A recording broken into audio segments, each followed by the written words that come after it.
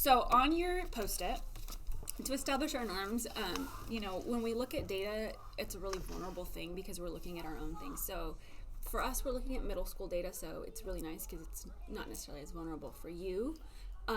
But to keep that in mind when we move forward, these are some things that you'd like to have or that are important to you in a place where you're trying to be creative and problem solving and when you're trying to listen to each other. So, for instance, I might put down that everybody's opinion is important, and it's important for me for that to be established in a meeting, that every opinion, whether I agree with it or not, is worthy of being heard.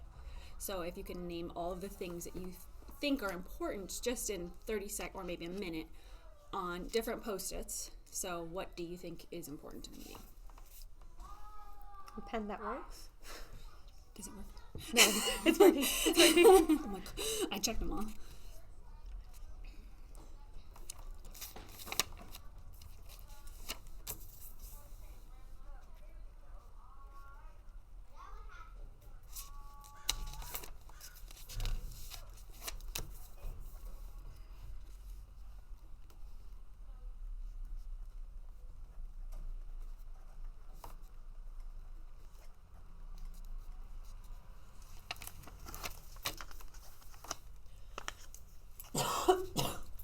Maybe just give it another 10 seconds.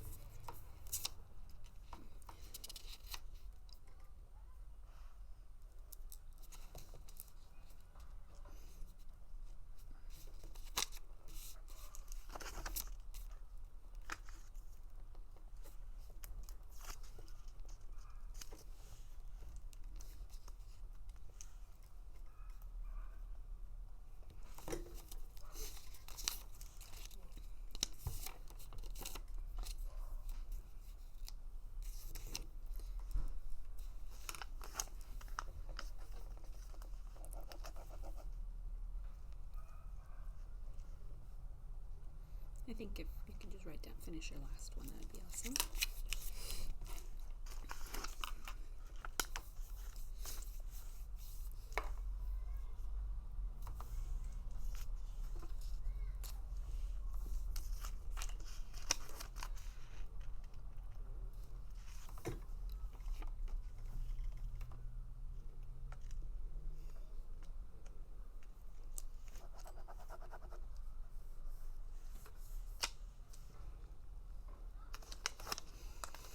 Would anybody like to share one of their aspects that they think is really respectful? Or what that they would like to have happen at a meeting? Sonia? Taking turns. Taking turns. So I would also call that equal voice. Does anybody have anything similar? Equity of voice. Do you have anything similar to that? I don't, but I like it. Okay. I have one of active listening, so not just hearing, but listening to what they're saying and trying to reflect. Does anybody have anything similar to that? Okay. Do you have one, Lisa? Promptness. On time. And maybe promptness of what we're sharing as well. Yeah. Okay. Do you have one, Lisa? I have one that might just be specific to our school with history. So I don't know if it applies to norms for a meeting, but it would be something I would like to see going forward that we're all kind of clear on. So no putting down kids or assuming that certain kids are inherently deficient. Because I think we've had a real casual thing in our school culture that's really changed over the last couple of years, but definitely when I first came on, where people would just almost blame kids and see them as the problem, and it was like, oh, that kid just can't learn, or he's just this or that. And I think if we...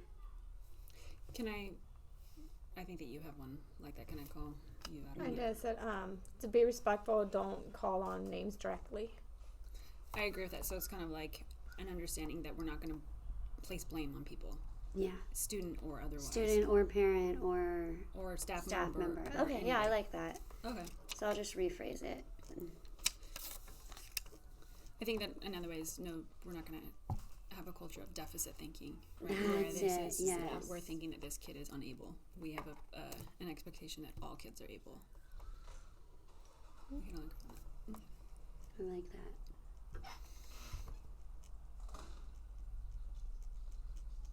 Okay. Okay.